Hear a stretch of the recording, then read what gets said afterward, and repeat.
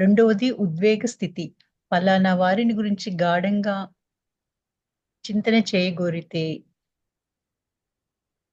మనకు ఒక ప్రేమానుబంధం ఉండాలి. అంటే మన మాతృదేవిని ప్రేమించాలి, అభిమానించాలి. ఆమెను ప్రేమించడం ఎలా? ఇందుకు జవాబు ఆమె ఇచ్చారు. ఒక చిన్నారితో సంభాషించిన హృదయాన్ని స్పందింపజేసే ఆ సంఘటన చూద్దాం. ఒకసారి మాతృదేవి జైరాం బాటికి బయలుదేరుతున్నారు. అప్పుడప్పుడు ఆమె వద్దకు వచ్చే ఒక చిన్నారి ఆ సమయంలో అక్కడికి వచ్చింది. మాతృదేవి ఆ చిన్నారిని ఇలా అడిగారు. అమ్మాయి, చాలా రోజుల నుంచి నన్ను చూడడానికి నువ్వు వస్తున్నావు కదా! నన్ను నువ్వు ప్రేమిస్తున్నావా అని అడిగారు మాతృదేవి. అవును, నేను మిమ్మల్ని ఎంతగానో ప్రేమిస్తున్నానన్నది చిన్నారి. ఎంతగానో అంటే అంది మాతృదేవి. ఆ చిన్నారి తన చేతులను చాపగలిగినంత చాచి ఇంత అని చెప్పింది. సరే, నేనిక్కడ లేకుండా జయరాం బాటికి వెళ్ళిపోయినా నువ్వు నన్ను ప్రేమిస్తావా అన్నారు మాతృదేవి. మీరు వెళ్ళిపోయినా ఎప్పటిలా మిమ్మల్ని ప్రేమిస్తాను, మిమ్మల్ని మర్చిపోలేనన్నది చిన్నారి. అదెలా నాకు తెలుస్తుంది అన్నారు మాతృదేవి. దాన్ని ఎలా తెలుపగలను అని అనింది చిన్నారి. దానికొక దారి ఉంది. నీ ఇంట్లోని అందరినీ ప్రేమించావంటే అదే నన్ను ప్రేమించినట్లవుతుంది అన్నారు మాతృదేవి. అందరినీ అలాగే ప్రేమిస్తాను అంది చిన్నారి. మంచిది. అందరినీ సమానంగా ప్రేమించాలి. ఒకరిని ఎక్కువగా మరొకరిని తక్కువగా ప్రేమించకూడదు. అందరి పట్ల నీ ప్రేమ సమంగా ఉండాలి అన్నారు మాతృదేవి. అందరినీ సమానంగా ఎలా ప్రేమించగలను అన్నారు చిన్నారి. దానికొక దారి ఉంది. నువ్వు ప్రేమించే వారి నుండి ఏదీ ఆశించకు. వారిని ఏదీ కోరవద్దు. నువ్వు ఏదైనా కోరావనుకో, కొందరు ఎక్కువ ఇవ్వచ్చు, కొందరు తక్కువ ఇవ్వచ్చు. ఎక్కువ ఇచ్చిన వారిని ఎక్కువగాను, తక్కువ ఇచ్చిన వారిని తక్కువగాను ప్రేమించవలసి వస్తుంది. కనుక నీ ప్రేమ అందరి పట్ల సమానంగా ఉండదు. కాబట్టి నువ్వు ప్రేమించే వారి నుండి ఏదీ ఆశించవద్దు. అలా చేసినప్పుడు నువ్వు అందరినీ సమానంగా ప్రేమించగలుగుతావు. ఎంత అద్భుత మార్గం! తమను ప్రేమించాలంటే చుట్టూ ఉన్న వారి పట్ల అభిమానంతో మెలగాలి అని ఎంత మార్దవంగా చెప్పారు మాతృదేవి. దీన్ని మనం చేయగలిగినప్పుడే ఆమెను గురించి చింతన చేస్తున్నామని చెప్పడంలో అర్థం ఉంటుంది. పవిత్రత, ప్రేమ స్వరూపిణి అయిన మాతృదేవి గురించి చింతన చేస్తున్నామని ఇతరులను ప్రేమించడం ద్వారా మనం వ్యక్తం చేయాలి. అది ఏంటంటే ఆవిడ చెప్పేది ఇదంతా మనకు తెలిసిందేలే. నీకు దీని గురించి నేను ఎక్స్ప్లెయిన్ నీకు లేదు. అడిగితే చిన్నపిల్లలు ఎప్పుడు ప్రేమిస్తా ఉంటే ఒక ఆవిడ అంటే ఆమె అడిగిందంట, నువ్వు ఎంత ప్రేమిస్తున్నావు అంటే 2 చేతులు చాసి ఇంత ప్రేమిస్తున్నా అంటారు. పిల్లలు అట్టాగే చెప్తారు కదా, నాకు ఇంత ప్రేమ ఉంది అని చెప్పారు. అలాగైతే నేను వేరే ఊరు వెళ్ళిపోతున్నాను, జయరాంబట్టికి వెళ్ళిపోతున్నా, అయినా కూడా నువ్వు ప్రేమిస్తావా అంటే ఆ ప్రేమిస్తాను. మరి నువ్వు వెళ్ళిపోయి నువ్వు ఎలా నేను చూపించాలి నీకు, నువ్వు ప్రేమిస్తున్నా ఎలా తెలియాలి అని అంటే ఆమె అవును ఎలా చేయాలి మరి చెప్పండి అని. అప్పుడు మీరు ఇంట్లో ఉన్న అందరినీ ప్రేమిస్తే నన్ను ప్రేమించినట్టే అందట. చూడండి, ఆ చిన్నపిల్లకి చెప్పే విధానంలో కూడా మనం అర్థం చేసుకోవాలి. అంటే దాని అర్థం ఏంటి, అందరినీ సమానంగా ప్రేమించాలి అన్నది. అందరినీ సమానంగా ప్రేమిస్తే నేను ఎక్కడున్నప్పుడు నువ్వు ప్రేమించినట్లే అని చెప్పింది అనమాట. దానికి ఎలా నువ్వు సమానంగా ఎలా ప్రేమించాలి అని అడిగితే దానికి ఒక దారి ఉందమ్మా. నువ్వు ప్రేమించేవాడి నుండి ఏది ఆశించకూడదట. నేను ప్రేమిస్తున్నాను కానీ నువ్వేదో నాకు ఇవ్వాలి అన్నట్టుగా ఉండకూడదు. ఎప్పుడు నిస్వార్థంగా నువ్వు ప్రేమించే వారి దగ్గర నుంచి ఏమీ పొందకూడదు, అడగకూడదు. వారిని ఏమీ కోరదు. నువ్వు ఏదైనా కోరామనుకో, కొందరు ఎక్కువ కొందరు తక్కువ అవుతుంది. కొందరు ఎక్కువ వచ్చు, కొందరు తక్కువ ఇవ్వచ్చు. అప్పుడు అనుకుంటాం వీళ్ళు మంచివాడు, వీళ్ళు చెడ్డవాళ్ళు అనుకో మనం భేదం వచ్చేస్తుంది. కనుక అలా అనుకోవద్దు సార్. ఒకళ్ళ ఎక్కువ ఇవ్వచ్చు ఏదన్నా, ఇంకోటి తక్కువ ఇవ్వచ్చు కూడా. అప్పుడు వాళ్ళు ఎక్కువ ప్రేమిస్తావు నువ్వు, అది కుదరదు. కానీ అందరినీ సమానంగా ప్రేమించగలగాలి, ఏమీ ఆశించకుండా. అదే ప్రేమ అంటారు. అంటే ప్రేమలో అంత అద్భుతమైనటువంటి మార్గం ఉందని చెప్పి అమ్మ చెప్పింది అనమాట అందరికి. తమను ప్రేమించాలంటే, ఇప్పుడు అమ్మను ప్రేమించాలంటే చుట్టూ ఉన్న వారి పట్ల కూడా అంతే ప్రేమతో ఉండాలి అని చెప్పింది అనమాట. మా అత్తయ్య దీన్ని మనం చేయగలిగినప్పుడు ఆమె గురించి చింతన చేస్తున్నామని చెప్పడంలో అర్థమవుతుంది. పవిత్రత, ప్రేమ స్వరూపిణి మాతృదేవి గురించి చింతన చేస్తున్నామని ఇతరులకు ప్రేమించడం ద్వారా మనం వ్యక్తం చేయాలి అని చెప్పారన్నమాట. మూడవది ఆచరణ స్థితి. మాతృదేవి జీవించి చూపిన దానిలో కొంత అయినా మన జీవితాలలో ఆచరించాలి. సేవా సాధన, మాతృత్వం, తపస్సు ఇవన్నీ మన జీవితంలో అభిన్న భాగాలైపోవాలి. ఇలా భావనలోనూ 3 స్థితులను సంగమించి పనిచేసినప్పుడు మాతృదేవి ఖచ్చితంగా మనందరిలోనూ నెలకొని తమ అవ్యాజ కరుణను వర్షిస్తారు. తాము చెప్పదలిచినవి వెలిబుచ్చుతారు. ఇందులో ఎలాంటి సందేహము లేదు. మాతృదేవి మహోన్నత జీవిత చరిత్ర బిగింపుకు వచ్చాం. చెప్పదలిచిందంతా చెప్పామా అనుకుని వెనక్కి చూసినప్పుడు జవాబు చెప్పడానికి మనస్సు తటపటాయిస్తుంది. ఎందుకంటే లేదు అనే కదా జవాబు చెప్పాలి. ఈ పుస్తకాన్ని చదివిన వారిలో ఎవరైనా నా కోసమే దీనిలో ఒక విషయం పొందుపరచబడింది అని భావిస్తే అది మాతృదేవి అవ్యాజ కరుణగా భావించి అద్భుతమే తప్ప మరేమీ కాదు. మాతృదేవి కృపా కటాక్షాలకే ప్రార్థిస్తూ ప్రణమల్ ప్రణమాల మాలపిద్దాం. ప్రమాణాలు అర్పిద్దాం. ఓకే, కొంచెం కిందకి పెట్టమ్మా. అది చాలు సార్. మూడోది ఏం చేసింది? మూడో స్థితి ఏం చెప్పింది అంటే బిల్డింగ్ అంటే మాతృదేవి జీవించినంత కాలం కూడా ఆమె చూపిన దాంట్లో కొంతైనా మన జీవితాల్లో కూడా మనం ఆచరించినట్టయితే మనం ఎంతసేపు అమ్మిట్లా అనుకోవడం కాదు. అమ్మ ఇలా చేసింది కనుక మనం కూడా ఆచరించినట్టే అది మాతృత్వం. అది ఆమె చెప్పిన సేవా సాధన కానీ, మాతృత్వం కానీ, తపస్సు కానీ ఇవన్నీ కూడా జీవితంలో చాలా భాగాలైపోతాయి. అందుకని ఆ మూడు స్థితుల్లోనూ సంగమించి పనిచేస్తాం మాతృదేవికి ఖచ్చితంగా మన అందరిలోనూ ఉండదు. ఆమెకు ఉన్నటువంటి అవ్యాజ ప్రేమను వర్ణిస్తారు. తాను చేయగలిగి తను చెప్పదలసినది మరి చక్కగా చెప్పేసింది, ఏ సందేహం లేకుండా చెప్పేసి. మాతృదేవి మహోన్నత జీవిత చరిత్ర ముగింపు వచ్చేసాం మనం, ఇంకా చివరికి వచ్చేసాం. ఇంకా ఆమె ఇంత మహోన్నతమైన శక్తి కలిగినట్టు ఆమె చరిత్ర కలిగినటువంటి ఆవిడది ఆ చరిత్ర ఇప్పుడు దాకా చదువుకుంటూ వచ్చాం, చివరికి వచ్చేసింది. చెప్పదలసిందంతా చెప్పాను అనుకుని వెనక్కు చూసినప్పుడు జవాబు చెప్పడానికి మనసు తటపటా ఇచ్చినట్టు.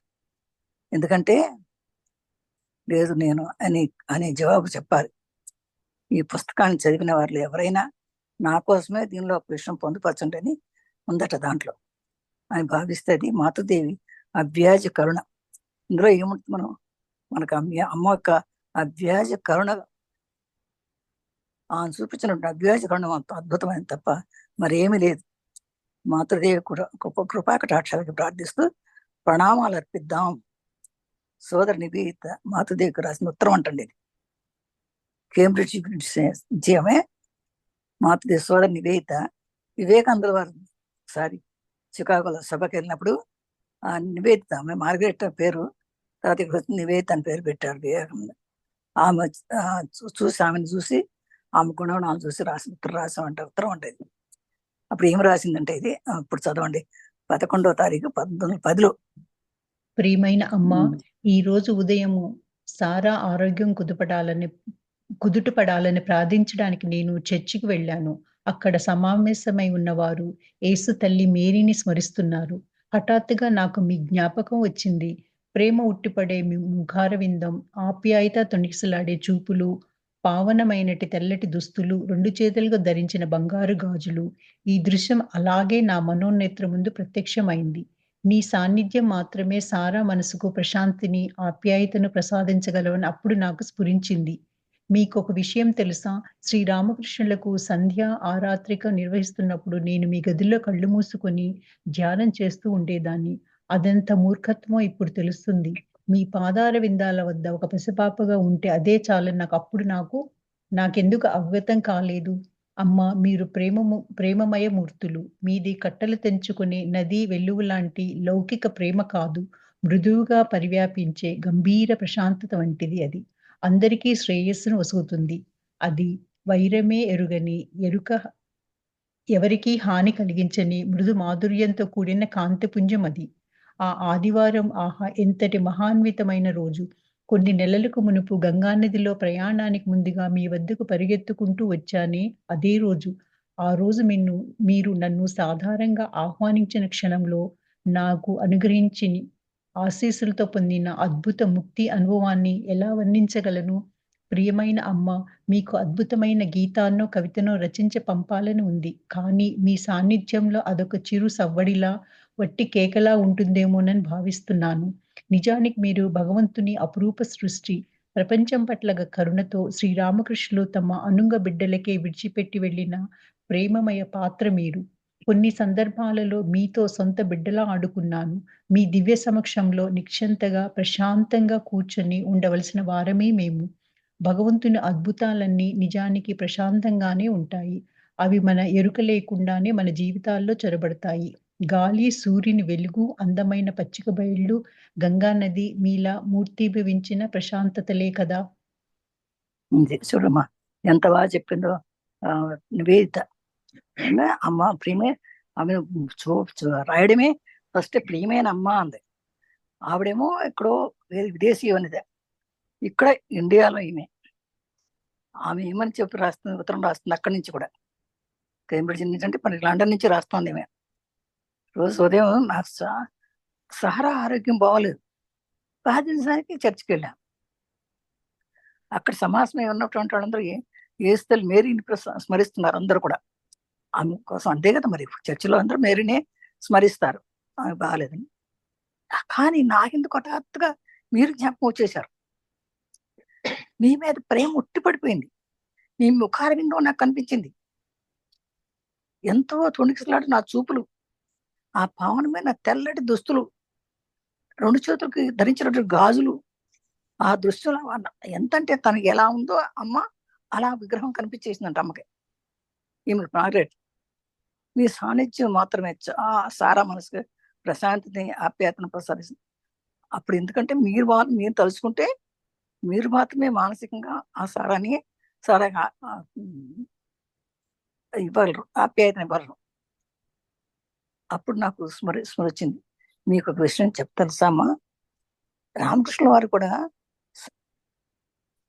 సంధ్య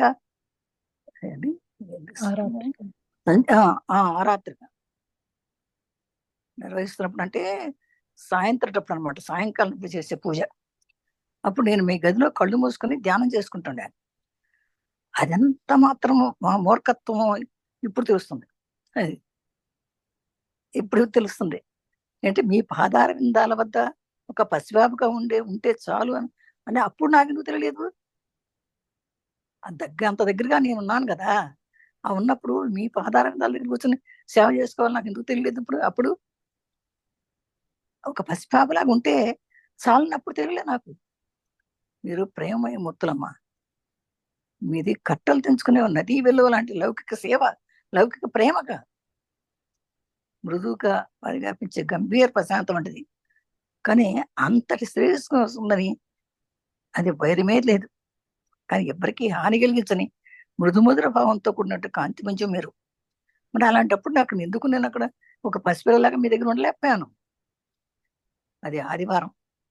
ఆహా, ఎంతటి మహిమాత్మైన రోజు. ఎందుకంటే ఆదివారం సండే రోజు వెళ్తారు అందరు చర్చికి కదా క్రిస్టియన్స్. మనకంటే అన్ని రోజులు పండుగ, కానీ వీళ్ళకి ఆదివారం నాడే వెళ్తారు. అందుకని ఆ రోజు మహిమాన్విత రోజు అనమాట వాళ్ళకి.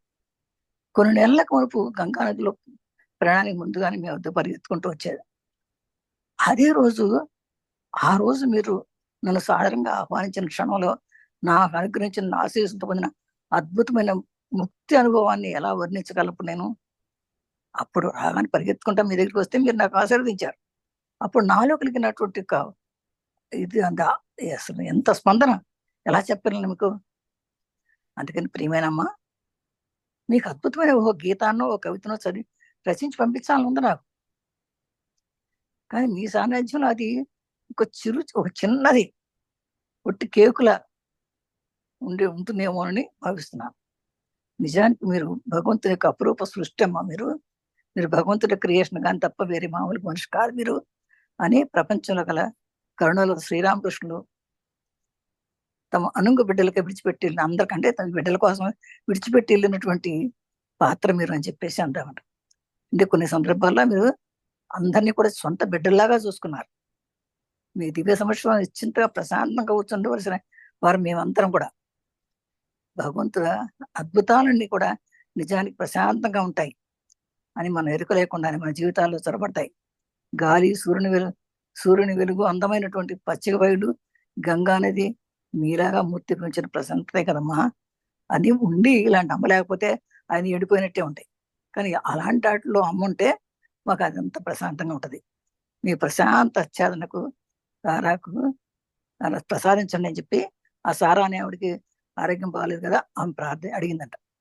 రాగద్వేషాలకు తీరమైన అత్యంత ఉన్నతమైనటువంటి ప్రశాంత మరూప భాషించే కదా మీ స్మరణ తామరాకు మీద నీటి బిందువులాగా లోకాన్ని సృష్టించకుండా భగవంతుడితో మధురమైన భాష కదా అమ్మ అది అని. నా ప్రాణానికి ప్రాణమైన అమ్మ సదా మీ తుంటరి బిడ్డ అందంట. ప్రాణానికి ప్రాణమైన అమ్మ సదా మీ తుంటరి బిడ్డ అంటే అల్ల బిడ్డ అని నివేదిత అని పేరు రాసింది. ధ్యానం. ధ్యాయే చిత్త సరోజప్తాం సుఖాసీనం కృపామయం ప్రసన్నవదనాం దేవి దిభుజాం స్థిరలోచనాం అని ధ్యానం చేసుకున్నట్టండి. ఇంకా ఉందా ధ్యానం? చదవండి అమ్మా.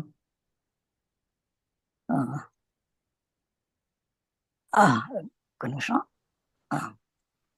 ఆలులాయితే కళే ఆలాయత కేశార్ధ వక్షస్థలాని మండితాం శ్వేతవస్త్రావృతార్ధాంగాం హేమాలంకర భూషితాం చక్రోడనస్తస్తాం జజ్ఞానభక్తి ప్రదాయినిం శుభ్రాం జ్యోతిర్మయాం జీవపహారిణీం రామకృష్ణగత ప్రాణాం తన్నా శ్రవణ ప్రియాం తద్భావాజిత్ రంజితాకారం జగన్మాత్మస్వరూపిణీం జానకీరాధికా రూపధారిణీం సర్వమంగళాం చిన్మయీం వరదాం నిత్యాం శారదాం మోక్షదాయినీం శారదాదేవి స్తోత్రం. శారదాదేవి స్తోత్రం కూడా వచ్చిందా? ప్రకృతి వరదాం ప్రకృతి పరమాం అభయాం వరదాం నరూపధరాం జంతాభాం శరణాగత సేవకే దోషదీకం ప్రణమామి పాం జననీం జగతాం. మహారూపం దాల్చినటువంటి పరాశక్తిని భయభ్రాంతుల పొందిన జనులకు అభయవస్గా ఆశ్రమించే తల్లివి అమ్మ. నువ్వు వరాలను వరప్రదాయనివి అమ్మ. జనుల హృదయంలో తాపాలను తొలగించే తల్లివి. శరణుదొచ్చిన ఈ భక్తుల హృదయాల్లో ఆనందాన్ని వర్ధిల్ల చేసేటట్టు నేను ఓ పరతత్వమా జగజ్జన్ని నీకు వందనాలు అని అమ్మకు నమస్కారాలు చేస్తాను. గుణహీన సుతాన్ అపరాధయితాన్ కృపయాచ సముద్ర మోహగాతాం తరణీం భవసాగర పారకరీం ప్రణమాం పరాం జననీం జగతాం. మా గుణహీనులు, అపరాధులు, మోహగతులు అయినటువంటి మా బోటి సంతానం పైన నీ కరుణను వర్షించి అనుగ్రహించి కాపాడమ్మా. అంటే మేమందరం గుణహీనులము, మేము అపరాధం చేసాము, మేము మోహాన్ని ఉండేవాము. అందుకని మా అలాంటి వాళ్ళందరినీ కూడా నువ్వమ్మా కరుణ వర్షించి మాకు కాపాడమ్మా. నీ బిడ్డలను సంసార సాగరాన్ని దాటించి అవతల ఒడ్డుకి చేర్చే నావోమ్మా నువ్వు. అట్టి ఓ పరతత్వమా నీకు వందనాలు. ఓ జగజ్జన్ని నీకు వందనాలు. విషయం కుసుమం పరిహృత్య సదా శరణాంబుజరామృత శాంతి సుధాం పిబకుంగమనో గౌరవగారం ప్రణమామి పరాం జననీం జతాం. మనస్సు అని ఓ భృంగమా, ప్రాపంచ విషయభోగాలనే పువ్వులపై రావడం మొదలుపెట్టి భవరోగాలకు దివ్యౌషధమైనటువంటి అమ్మ పాదపద్మాల్లోని శాంతి సుధామృతాన్నే సదాక్రోలము అని చెబుతానమ్మ. ఓ భృగు దాని ఒక పక్షిని ఎవరైతే మనం అదేమంటారు అప్పుడు తేనెటీగని అంటుందన్నమాట. ప్రాపంచ విషయాల మీద ఎందుకు వాళ్తావు, ఈ భవరోగాలను వదిలిపెట్టేసేసి దివ్యేషుదన్నట్టు అమ్మ పాదాల మీద సుధామృతాన్ని కోలు అని చెప్తాను. ఓ పరతత్వమా జగజ్జన్ని నీకు నమస్కారాలు. కృపాం కురు మహాదేవి సుతేషు ప్రణతేషు చ చరణాశ్రయదాదే కృపామయి నమోస్తుతే. నీ మృవాల సాగిలబడి మొక్కుతున్నా అమ్మ, నీ పక్కనే ఉండే సాగిలబడి మొక్కుతున్నాము. నీ బిడ్డలకు ఎక్కడ పోయింది, నీ బిడ్డల పైన మా పట్ల నీ కారుణ్యాన్ని ప్రసాదించు తల్లి అని చెబుతాను. ఇంకా కృపామయ్యి నీ పాదాల చెంత నాకు ఆశ్రమించి మమ్మల్ని రక్షించమ్మా, నీకు నమస్కారాలు. లజ్జాపటావృతే నిత్యం శారదే జ్ఞానాయకే పాపేభ్యో న సదా రక్ష కృపామయ్యి నమోస్తుతే. ఇంకా ఏం చెప్తున్నారంటే, ఓ తల్లి శారదాదేవి సదా నీవు లజ్జ నీ మేలు వేసుకుని, ఇప్పుడు లజ్జ అంటే సిగ్గు కదా, సిగ్గునే మేలు వేసుకుని ధరించి ఉంటావు. జనులకు ఆధ్యాత్మికాన్ని ప్రసాదించేదాని నువ్వే. ఓ కృపామయ్యి మమ్మల్ని పాపాల నుండి కాపాడమ్మా, నీకు మా నమస్కారాలు. రామకృష్ణగత ప్రాణాం తన్నామ శ్రవణ పియాం తద్భావరజితాకారం ప్రణమామి ముహుర్ముహు. ఓ తల్లి, ఓ శారదమ్మ, నీ చరిత్ర సర్వస్వం శ్రీరామకృష్ణులోనే ప్రతిష్టమై ఉన్నది. ఆయన నామం వినడం నీకు ఎంతో ఇష్టం. శ్రీరామకృష్ణులు దివ్య ఆధ్యాత్మిక వాళ్ళతో నివేదితమైనటువంటి విరాజులుతున్న నీ వ్యక్తిత్వం అట్లాంటి వ్యక్తిత్వం. అట్టి శారదాదేవికి పదే పదే మా నమస్కారాలు. పవిత్రం చరితం యస్య పవిత్ర జీవనం తదా పవిత్రతా స్వరూపిణ్యై తస్యై కుర్మో నమో నమః.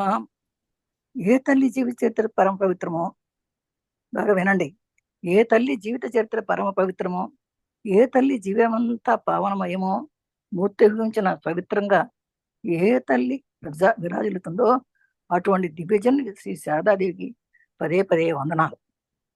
దేవీం ప్రసన్నాం ప్రంతాతి హంత్రీం యోగేంద్ర పూజ్యాం యుగధర్మ పాత్రీం తాం శారదాం భక్త విజ్ఞానదాత్రీం దయా స్వరూపం ప్రణమామి నిత్యం.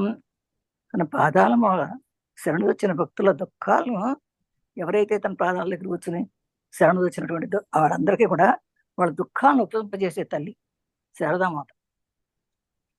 పలహారిణి కాళీ పూజ అంటే యోగీంద్రుడైన శ్రీరామకృష్ణుని పూజలు అందుకున్న జగజ్జన్ని శారదాదేవి.